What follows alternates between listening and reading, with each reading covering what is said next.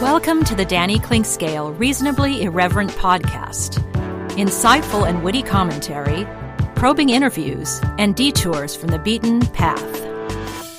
Welcome to Arts and Lifestyle Wednesday, presented by Cinematic Visions, and another edition of Danny and Tim's Music Scene. And it is remarkable, and it is a testimony to music and all its variations and all its history that we are about a year into having no real live music in the area, and still one fascinating show after another with Tim Finn.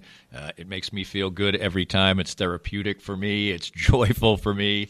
And we talk about an incredibly wide variety of things, and we do so again. And he's got great tips for things for you to consume music and documentaries, and a couple that we will look at today concerning James Brown and nursing homes and the impact that music can have on the lives of older people and really bring them back to life, and all kinds of different things to talk about. Lots of jazz on this one.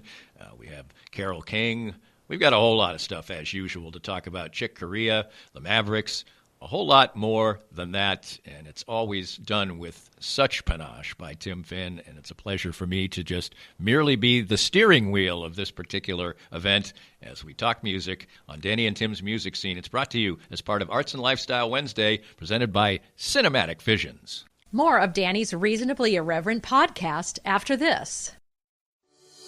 Cinematic Visions has been an affordable solution for professional media production in Kansas City since 2003, offering award-winning video production and creation, as well as a wide array of digital and social media management services. From planning, scripting, filming, editing, and post-production, to delivering your product to a watching world, Cinematic Visions will provide professional and affordable services for you and your business with the necessary return on investment to make it all worthwhile. Cinematic Visions' goal is to unlock the power of storytelling through video and a strong online presence for your company. Beyond the numbers, they want to inspire and evoke your clients to feel and act. Let my friends at Cinematic Visions embed your brand where it belongs, in your customers' minds. You can find them online at cinematicvisions.com or with a quick phone call at 816-600-6300. I'm here with Joe Spiker, owner of Easton Roofing, and boy, we had to negotiate a million things in 2020, but Easton Roofing navigated them all. As 2021 rolls out, what should we expect this coming storm season? Well, Danny, it'll be the same thing as it is every year. You know, the storms come, and you've got the guys out knocking on doors offering quote-unquote free inspections. Be wary as a homeowner. If somebody's knocking on your door, they probably need the work, and if they need the work that bad, they may be willing to do something untoward to get it. So if somebody knocks on your door, says they want to give you a free inspection, just tell them have a great day and give us a call. We'll come out for free and give you a good, honest opinion as to whether or not you need to do anything at all with your roof. And what's the best way to get in touch with Easton Roofing? You can always find us online at eastonroofing.com or give us a call at 913-257-5426.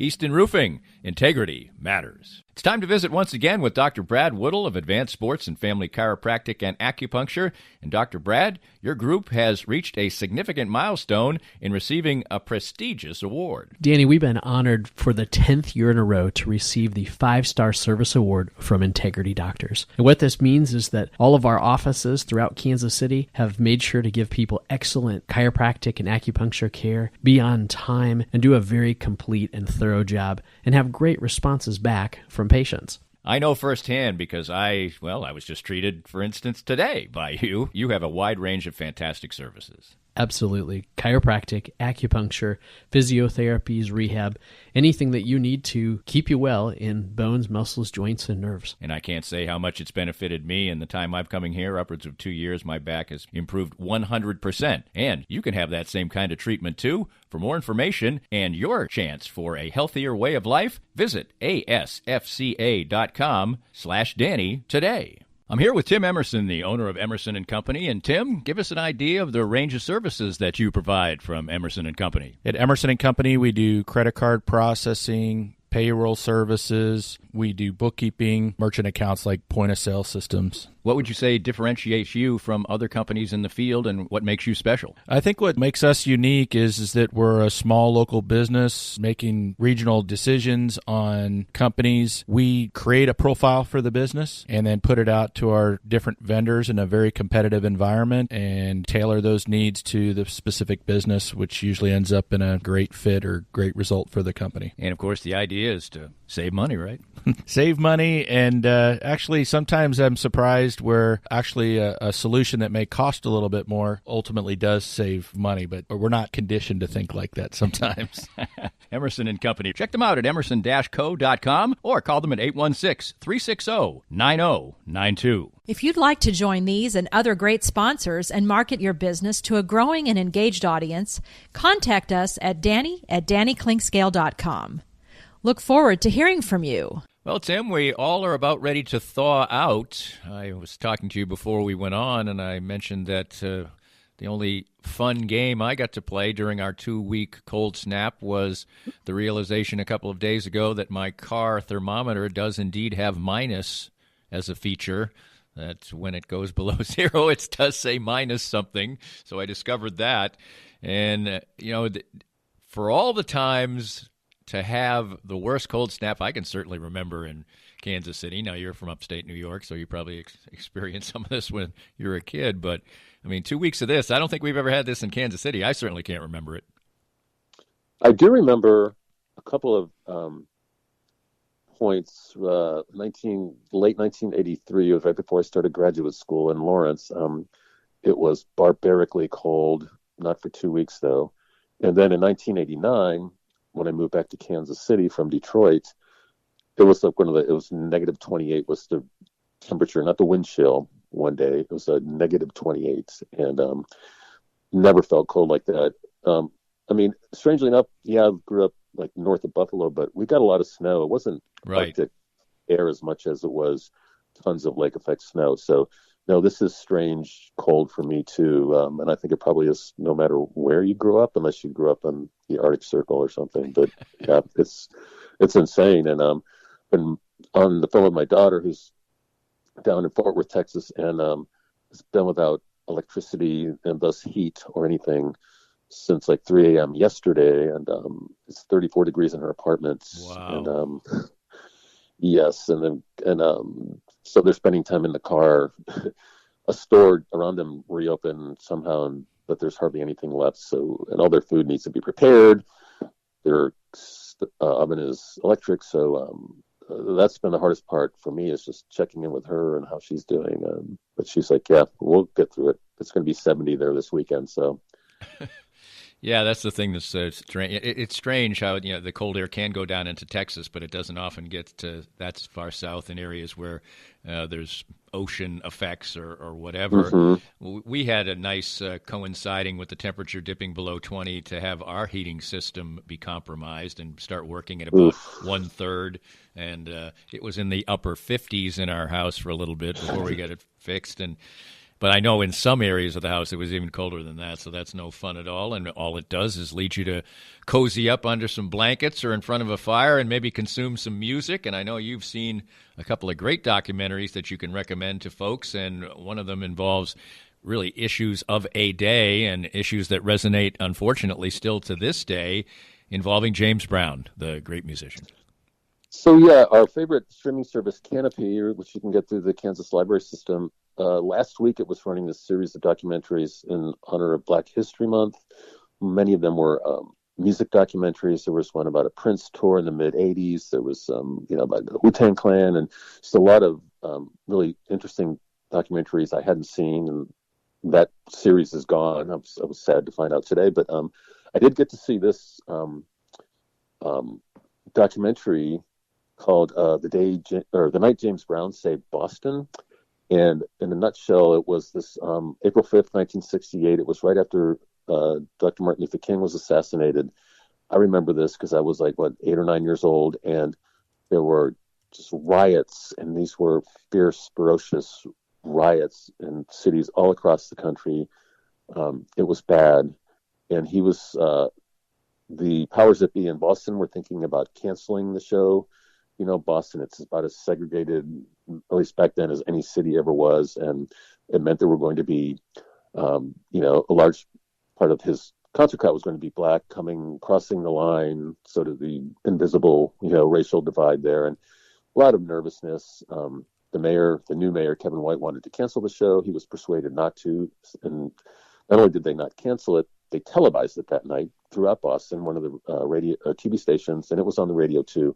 And so the attendance wasn't what they thought it would be because people stayed home, especially since it was on TV. But Boston was one of the police sergeants said it's not this quiet on a normal Friday night, much less when every other city is erupting.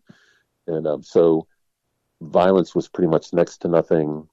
And inside the hall, there was because people were at home watching it on TV too, like the ratings were off the charts. And inside the hall, the fans were so excited, and he got them so aroused that some of them started to come up on stage.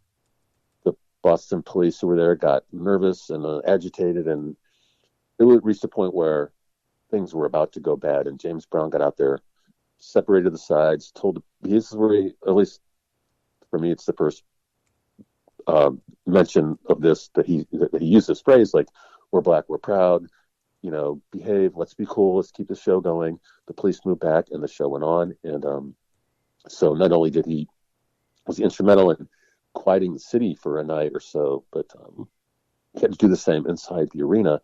Fabulous documentary. It gets into how that moment elevated his stature, and also how, because those were the years of Motown where black music was getting into the mainstream, but it was being, a bit homogenized.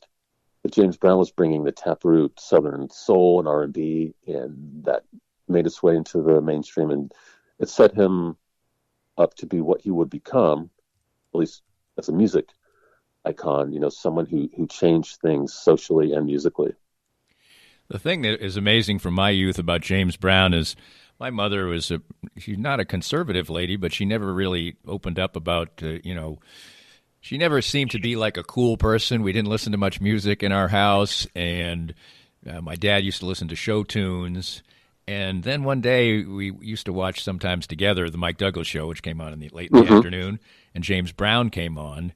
And I all of a sudden found out that she loved James Brown. It seemed like the craziest thing that my mom is about, is a suburban white lady, and that's maybe as stereotypical as you could get in that regard. She just loved James Brown. And when he came on television all the time, she just wanted to watch him and was captivated by him.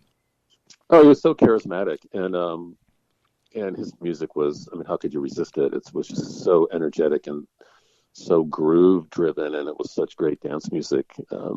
He was irresistible for most people. This also gets into, though, he got some backlash because he was one of the entertainers who went over to entertain the troops in Vietnam, and he didn't so much support the war. He made this distinction. I'm going to support the troops. This is for them. This is why I'm doing this. But he got some backlash, like he was a hawk or something, and he, because he's, had a meeting or two with Nixon, and anyway, that's sort of a little bit tainted his legacy, at least back then. I don't even associate him with that, but it goes into that too. This isn't just about the show, but it puts him and the music and the country in perspective at that time, and how he rose to the occasion. Recently, and I did this, my father has recently been put into a care facility, and he's not doing great. And my wife suggested that perhaps they, because nobody can go and see him. We do Zooms occasionally, but he's not very attentive on those, that, they send some music that he's familiar with, maybe some show tunes and stuff like that. And that kind of ties into another documentary that you've seen, which is called Alive Inside. And it certainly is another impactful one about the power of music. Right. So I remember this. I guess it was probably, this movie came out in 2014. I wasn't aware of it until yesterday when I was scrolling through Canopy. But I do remember watching a video that I think was extracted from this movie, that it's very elderly resident of a nursing home, sitting in a wheelchair, and his attendant telling who's ever running the camera, "Yeah, this is his life. He's just retreated into this shell. He barely responds to anything. He doesn't know his name or doesn't try to remember his name." And so this sociologist who started this program to bring music into nursing homes found out what music this guy grew up with. It was Cab Calloway, and played it through a little tiny iPod Nano through earphones, and this guy, it's kind of like a time lapse of a flower unfolding, Mm-hmm. So that's what he did. And he was singing along, and he was scatting like Cab Calloway, and then he was remembering, I don't know, I was 12 years old, and the nursing home attendant was absolutely flabbergasted, was brought to tears, because I'd not seen this side of this man ever. And so this documentary gets into that program, this guy bringing music into nursing homes, gets into the history of nursing homes and how the elderly, it started with them being, because there was no place for them or use for them, just being set aside with the homeless and the mentally ill in these institutions where they shouldn't have been, and how the whole elderly care situation in this country is the way it is, and how they're treated more like they're medically ill than, which isn't really their status. So they get a lot of drugs they probably don't need, but they need to be controlled. And some of them do have mental issues, but a lot of them are just aging. And what you get out of this is how powerful music is as treatment. And it gets into how there's some resistance to this, because guess why? The people who supply the drugs don't want their supply to be diminished. So it's heavy, it's really sweet, it's emotional, and I highly recommend it, because those of us who love music, we kind of already know this, but this gets into the physiology of it, and it gets into how a baby's cry, they study this will be affected by the cadence of their mother's voice. So the child is already adapting to a rhythm or something around it, and just how environmental and innate music is to us. Well, Cab Calloway kind of makes me think, it doesn't kind of make me think, it doesn't make me think about me advocating again for people to perhaps revisit the jazz series by Ken Burns. We've continued to watch the episodes that have come on. We haven't been streaming it. We've just been waiting for the next one to come up on PBS. And we watched episode 6 last night. And if people want to get a real flavor of Kansas City, a big chunk of episode 6 is about Kansas City and the incredible jazz scene and swing scene. The ones we're on now are about swing directly. And this one heavily talks about Duke Ellington, but, it was an open city, and that was a big part of it. And obviously some of the things that Pendergrass did were obviously not good or kosher, but one thing that certainly was a great fallout of it was the Kansas City jazz scene, something that I think that as much as we do talk about it, I still don't think we really appreciate what Kansas City was and was so famous for around the world. Right. Yeah, I mean, it's was written about in songs. People still think about it in that vein, even though it's not anymore. Though we have a pretty vibrant, it's in a state of suspended whatever right now, but pretty vibrant, underground or just above ground jazz scene in small clubs. It's pretty robust. Or it was a year ago. So, but yeah, we're just a great music town. But yes, foremost, it was known for that in the blues. Absolutely. No question about that. And, jazz is such an evolutionary thing. But I think that one thing that you get through this particular, especially during this era in the 30s of swing, is the fact that jazz for a period, jazz is now considered sort of a compartmentalized part of American music and maybe a little more esoteric and things like that. But swing jazz was the popular music of its day. I mean, just like rock and roll became, just like maybe hip hop is now, it was the popular music of the day that everybody listened to on the radio. It was the dance music for sure, the party music. Absolutely.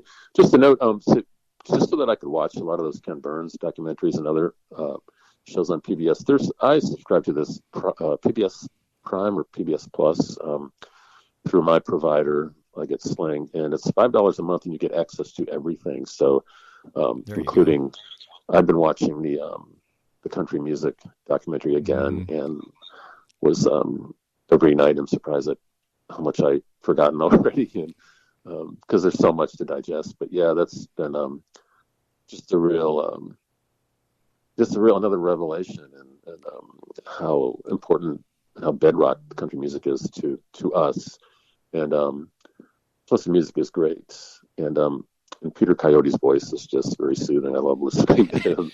Yeah, and he read whatever he's reading. Yeah, he's great, and he does most of them. But this jazz is and I wish I had the man's name in front of me. But the person who is the narrator of the jazz series has a absolutely stunning speaking voice, and really dramatic and everything, and it's a real part of it. And I was watching a PBS documentary. It was more locally done about the Pullman Railroad, actually, right before I went downstairs and sat with my wife and watched the jazz. And it's no knock on other documentarians. They're working with less resources at times and everything else. But you watch one of those, which is done in the same vein with people being interviewed and photographs and things like that. And then you watch a Ken Burns documentary, and it's like single A baseball to the major leagues. Yeah. I mean, you just get that revelation. It's amazing, just for the movement of the camera, the way they do it with still photographs and everything else. I mean, it's really almost an art form unto itself. Well, he built the prototype and has just perfected it. Yeah, but you see a lot of those where someone's reading someone else's letter from 100 years ago, and it works, but no one does it like he does. Absolutely.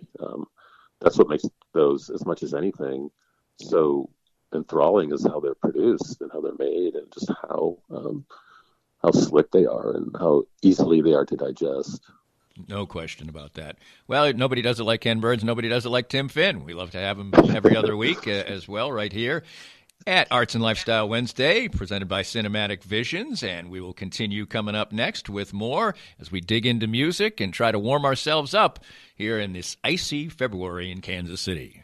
More of Danny's Reasonably Irreverent podcast after this. I'm here with David Schmidt from Private Capital. And David, tell us more about your outstanding firm. Thanks, Danny. Here at Private Capital, we focus on return on asset. In today's world, it is survival of the fittest. We look at things from all angles and try to figure out what works best for you. The changes we will see this next year on assets will be monumental. The key to success is knowledge. Know where you want to go, and we'll be here along the way. To find out more, give us a call at 816-221-7775. David Schmidt from Private Capital with the best service for you. Right now, it's more important than ever to support local businesses. And 23rd Street Brewery in Lawrence is open and ready to take care of you. Make 23rd Street Brewery part of your KU game day experience, whether you watch the game there or grab curbside pickup for your tailgates or watch parties. But not just game days. 23rd Street Brewery is great any day of the week, and when the weather's nice, you can take advantage of their heaters on the patio. 23rd Street Brewery is open daily from 11:30 to 9 for dine-in, carry-out, curbside pickup, and can even help with your catering needs. So support local and visit a Lawrence favorite, 23rd Street Brewery. Firsthand, I have enjoyed the benefits of the CBD products from Canaway. My back feels better and better these days, as a major part of my routine are the pain-relieving salve and the pure gold oil. And recently, I had the pleasure of a treatment session using the Canaway CBD in conjunction with the Microlight 830 cold laser. The non-invasive treatment session worked wonders, and I could barely tell I was even being touched. TML 830 is the first 3B cold laser to get FDA approval, and in addition, the combination treatment with CBD is patent pending. The new smart laser is the only hands-free cold laser in the world and is used by athletic trainers, chiropractors, MDs, physical therapists, and veterinarians everywhere. You can learn more about all the great benefits from the complete line of Canaway CBD products by contacting my friend Sherry McCants at 515-208-6312.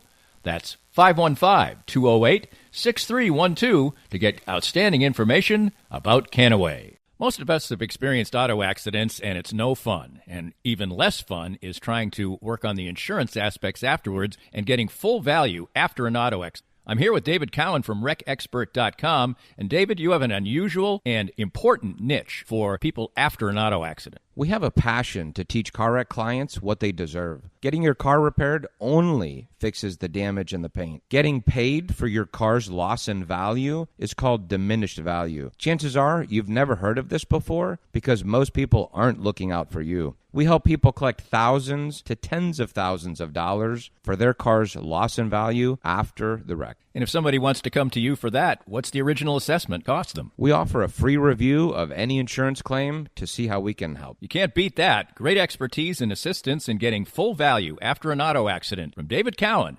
Visit RecExpert.com and learn more. If you'd like to join these and other great sponsors and market your business to a growing and engaged audience, contact us at Danny@DannyKlinkscale.com. Look forward to hearing from you.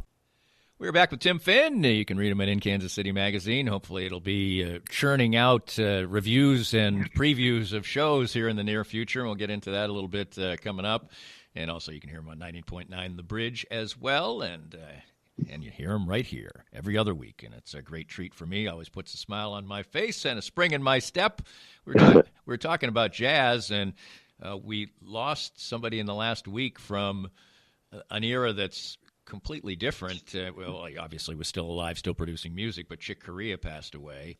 And it just was a reminder of the fact that in the late 70s, maybe early 80s, at that period right there, jazz kind of made a comeback, as it were, as a popular entity. There was jazz fusion, created hits that were on the radio, people like Chick Corea and David Sanborn and people like that. And so it was kind of a different time, but it exposed people a little bit to jazz at a time when maybe jazz had been forgotten a little bit. And maybe some purists didn't necessarily think of, Herbie Hancock and all that stuff was, was exactly in the kind of jazz they remember. But it was great music. These were outstanding musicians, and they got their small time in the mainstream.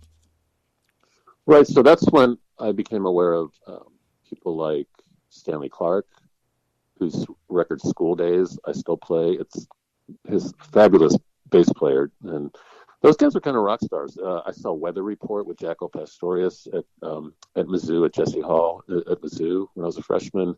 So bands like that became prominent, and they crossed over to the adventurous rock pop music fan, because I had plenty of roommates or friends in college who were playing that, and who also listened to progressive rock, and that transition for them was pretty easy. And yeah, he was Chick Corea is one of, like, when I think of all the really eminent jazz bands or groups that I saw, he's one.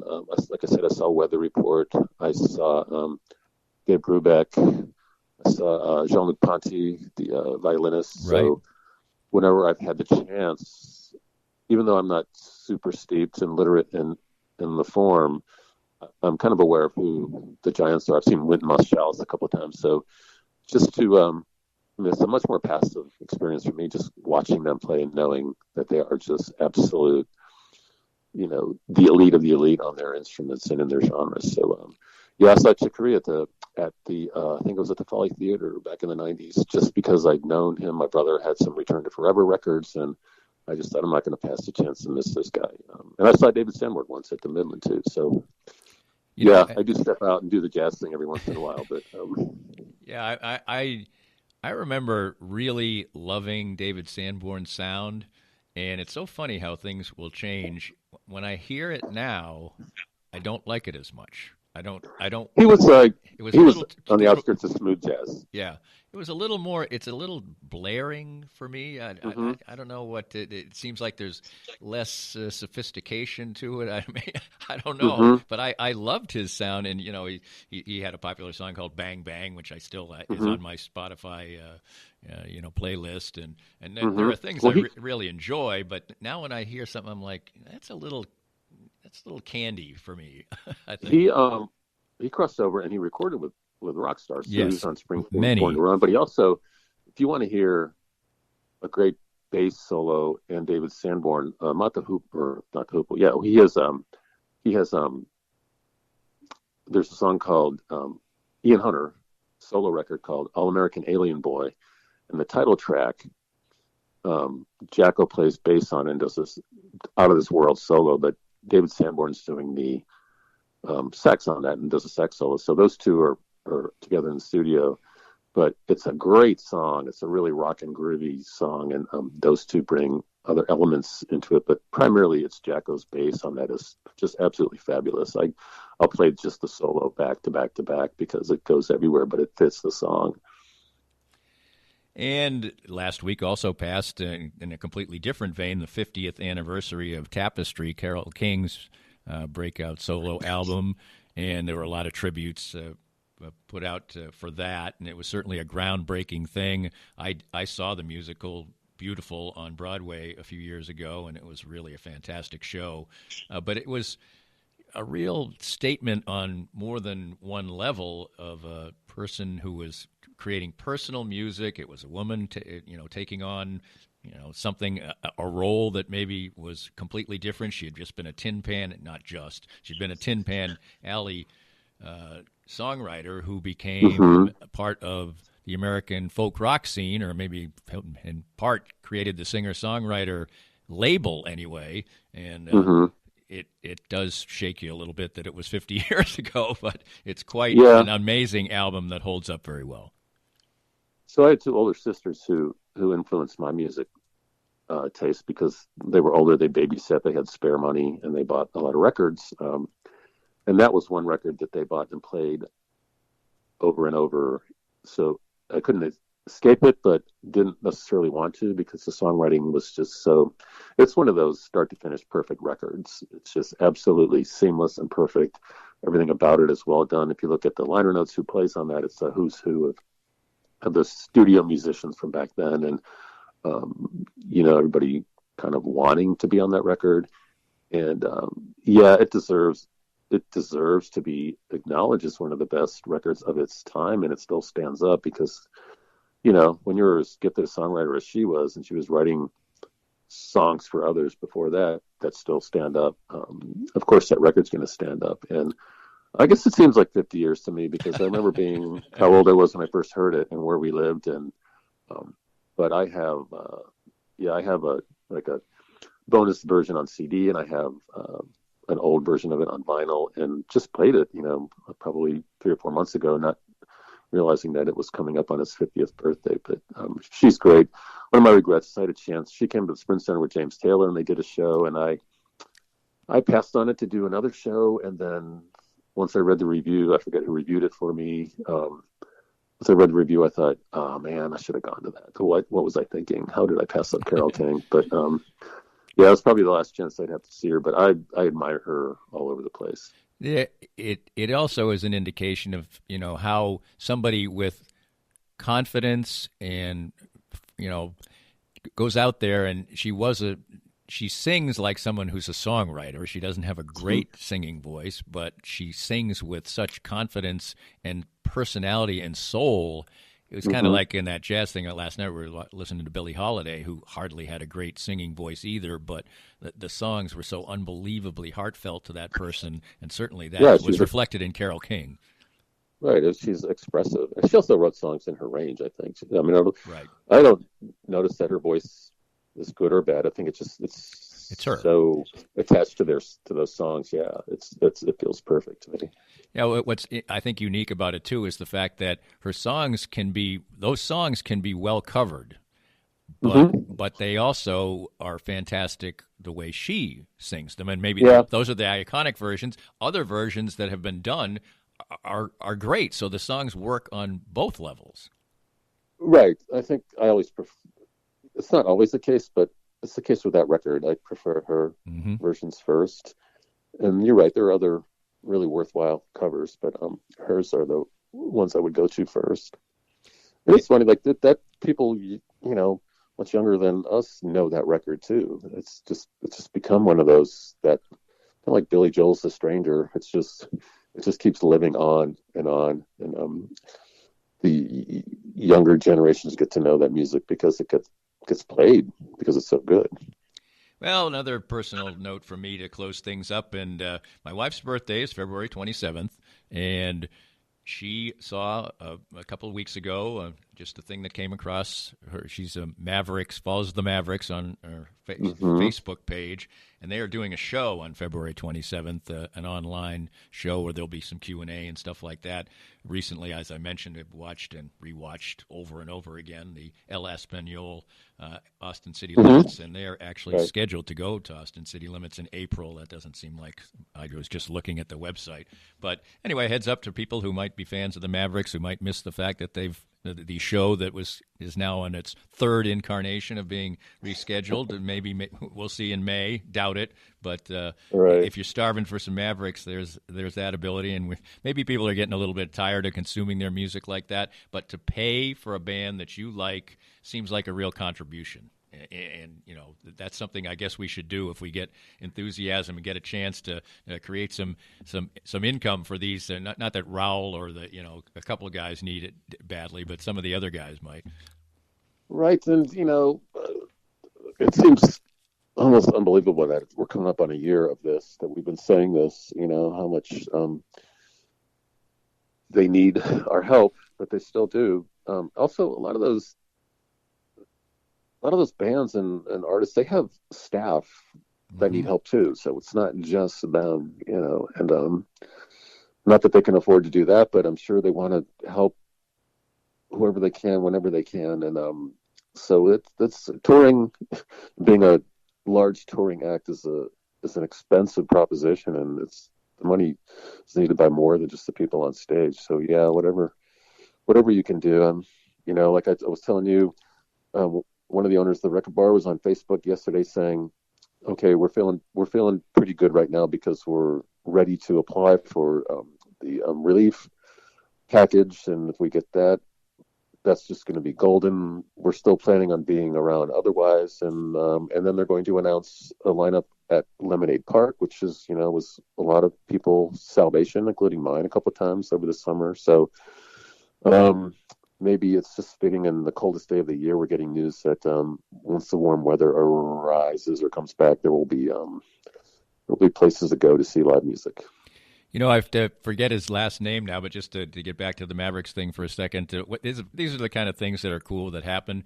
We went to a Mavericks show a couple of years ago, and we're walking out, and standing outside and having a beverage was, I forget his last name now, Max, the saxophone player, one of the supporting musicians, and we got to have a conversation with him, and my wife got his card, and they've corresponded since then. But he's, when you're an extra man in a band like that, you're not getting paid a whole lot of money. He lives in New York, and he's got an apartment, and he teaches music and gives lessons, and then he does this. And I'm sure it's nice and a little bit of extra money for him. But that's just a thing that people do for the love of it and the fun of it. Right. And it's just cool to be able to exchange those things. I'm sure you've had hundreds of conversations like that through the years.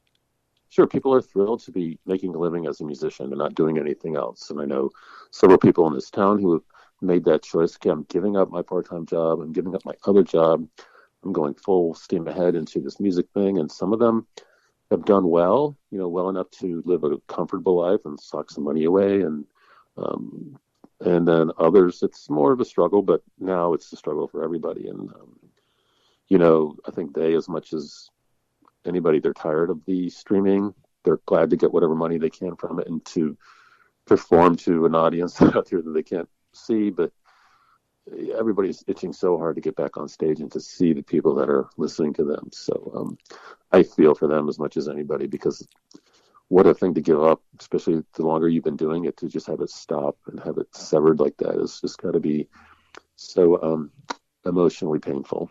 No question about that. And I can tell you a story when we're finished that relates to that has nothing to do with this. But anyway, always a pleasure, Tim, and we'll do it again in 2 weeks. And I know I can say it'll be warmer. It may not be a whole lot warmer, but it'll at least be a little warmer. Thanks again. Yeah. Thanks. Bye. This podcast was made possible by our great sponsors like Easton Roofing, the presenting sponsor of Kansas City Profiles at the Danny Kling Scale Reasonably Irreverent podcast. Easton Roofing, where integrity matters. We hope you enjoyed the latest Danny Kling Scale Reasonably Irreverent podcast. Come back soon for something fresh and new.